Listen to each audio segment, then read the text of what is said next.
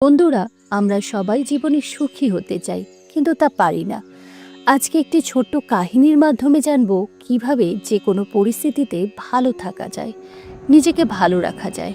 কাহিনী অনুসারে ভগবান শ্রীকৃষ্ণ এবং অর্জুন একদিন যখন ভ্রমণ করছিলেন, তখন অর্জুন শ্রীকৃষ্ণকে জিজ্ঞাসা করলেন, জীবনে সবাই তো সুখী হতে চায় কিন্তু পারে না।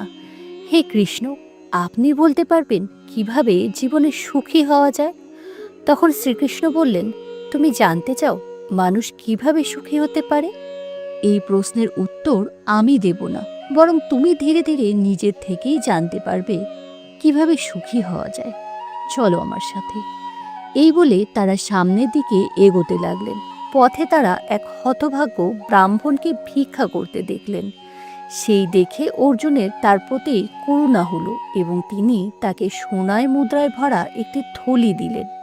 সেটি পেয়ে ব্রাহ্মণ অত্যন্ত খুশি হলেন। কিন্তু বাড়ি ফেরার পথে একটি জঙ্গল পড়ল এবং একটি চোর ব্রাহ্মণের কাছ থেকে সোনার মুদ্রা ভরা থলিটি জোর করে ছিনিয়ে নিল।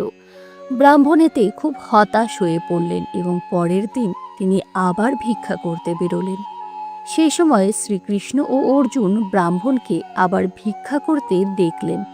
সেই দেখে অর্জুন তাকে বললেন, কাল আপনাকে একটি সোনার মুদ্রা ভরা থলি দিয়েছিলাম, যাতে আপনার অভাব দূর হতে পারে, আপনাকে আর ভিক্ষা করতে না হয়, কিন্তু আপনি আবার কেন ভিক্ষা করতে বেরিয়েছেন?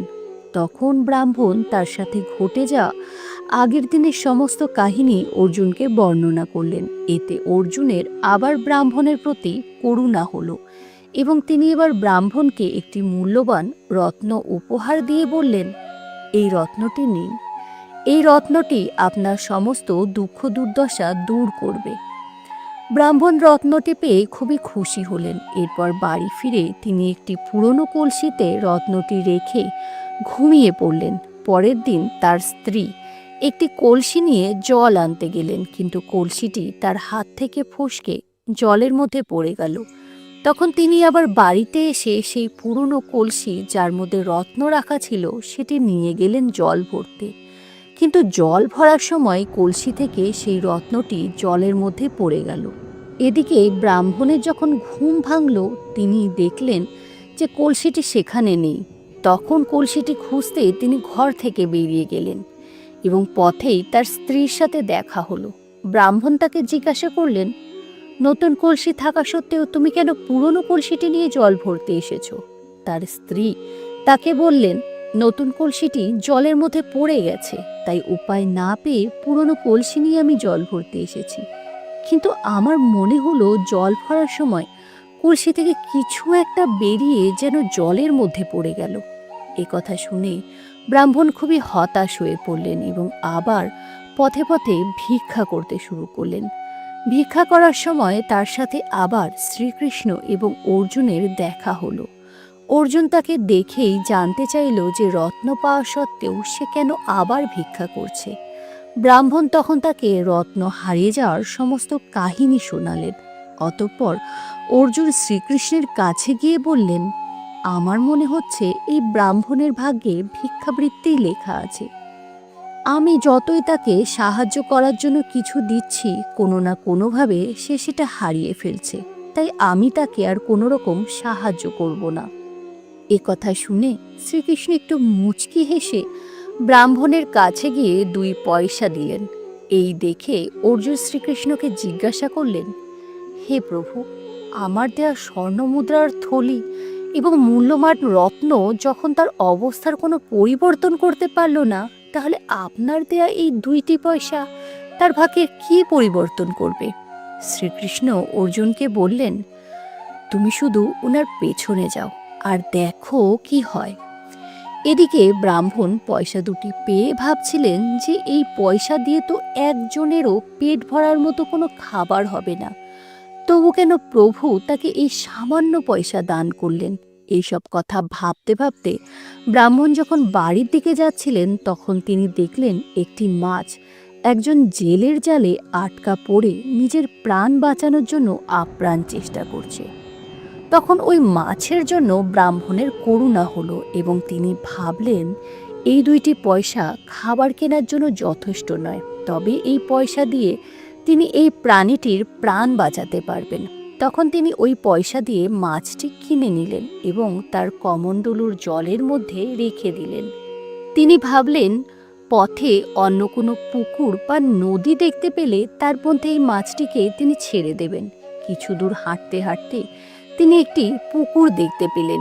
এরপর যখন তাকে ওই পুকুরের জলে ছেড়ে দিতে যাবেন, তখন তিনি দেখলেন মাছটির গলার মধ্যে কিছু আটকে আছে। মাছটির কষ্ট দূর করার জন্য যখন তার গলার মধ্যে থেকে তিনি ওই জিনিসটি বের করলেন, তখন বুঝতে পারলেন এটি হলো সেই রত্ন যা তার স্ত্রীর কাছ থেকে হারিয়ে গিয়েছিল। রত্নটি পেয়ে তিনি আনন্দে চিৎকার করে উঠলেন, আমি পেয়ে গেছি, আমি পেয়ে গেছি। আর ঠিক সেই সময় সেখান দিয়ে সেই চোরটি যাচ্ছিল, যে আগের দিন তার সোনার মুদ্রা ভরা থলিটি চুরি করেছিল। সে ভাবল হয়তো ব্রাহ্মণ তাকে দেখে চিনতে পেরেছে এবং তার বিরুদ্ধে রাজার কাছে নালিশ করবে। তাই শাস্তি এড়াতে সে সেই স্বর্ণ মুদ্রার থলিটি ব্রাহ্মণকে দিয়ে সেখান থেকে পালিয়ে গেল। এইভাবে ব্রাহ্মণ ওই মাছটিকে প্রাণে বাঁচানোর বিনিময়ে তার হারিয়ে যাওয়া রত্ন ও সোনার মুদ্রা দুই ফিরে পেলেন এবং প্রফুল্ল চিত্তে গৃহে ফিরে আসলেন। এই দেখে অর্জুন শ্রীকৃষ্ণের কাছে হাত জোড় করে বললেন, হে প্রভু, এ আপনার কেমন লীলা! আমার এত মূল্যবান রত্ন ও সোনার মুদ্রা তার দারিদ্রতা দূর করতে পারল না, কিন্তু আপনার দেয়া দুটি পয়সা তার সমস্ত দুঃখ কষ্ট দারিদ্রতা দূর করে দিল।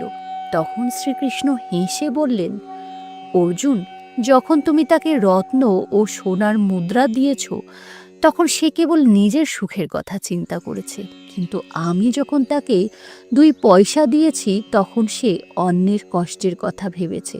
আসলে যখন আমরা নিজের কথা ভাবি তখন আমাদের সব কিছু আত্মকেন্দ্রিক হয়ে পড়ে, কিন্তু যখন আমরা অন্যের দুঃখ কষ্ট দূর করার কথা ভাবি তখন সেই কাজের মধ্যে দিয়ে আমরা ঈশ্বরের কার্য সম্পাদন করি, ঈশ্বরের সান্নিধ্য লাভ করি। নিঃস্বার্থভাবে যখন কোনো কিছু করা হয় তখনই ঈশ্বরের কৃপা আমাদের ওপর এসে পড়ে এবং আমরা জীবনে সুখী হতে পারি। বন্ধুরা, যখন দেখবেন মন খুব খারাপ, কিছুতেই আমাদের মন ঠিক হচ্ছে না, তখন অসহায় কাউকে সাহায্য করবেন। দেখবেন মনে এত খুশি আনন্দ অনুভব করবেন যে পুরনো সব দুঃখ কষ্টকে আপনি ভুলে যাবেন। এমনকি আমাদের আশেপাশে অনেক পশু পাখি ঘুরে বেড়ায়, আপনি যদি তাদের নিঃস্বার্থভাবে খাবার প্রদান করেন তাতেও মনে অনেক শান্তি পাওয়া যায়। আসলে ভালোবাসাই আমাদের জীবনের সমস্ত সুখ আনন্দ এনে দেয়। তবে এই ভালোবাসা শুধু আপনজনদের প্রতি ভালোবাসা নয়, এই ভালোবাসা চেনা অচেনা যে কোনো মানুষ বা প্রাণীর প্রতি ভালোবাসা। আসলে সুখ আনন্দ সবই আমাদের আশেপাশে ঘুরে বেড়ায়, আমরাই তাকে চিনতে পারি না। বরং এমন কোনো জিনিসের বা মানুষের পেছনে আমরা ছুটে বেড়াই যা আমরা কোনো দিনই পাবো না, বরং তা আমাদের দুঃখ এনে দেবে। তো আজকের ভিডিও এই পর্যন্ত। ভিডিওটি কেমন লাগলো তা অবশ্যই জানাবেন। সকলে ভালো থাকবেন। নমস্কার।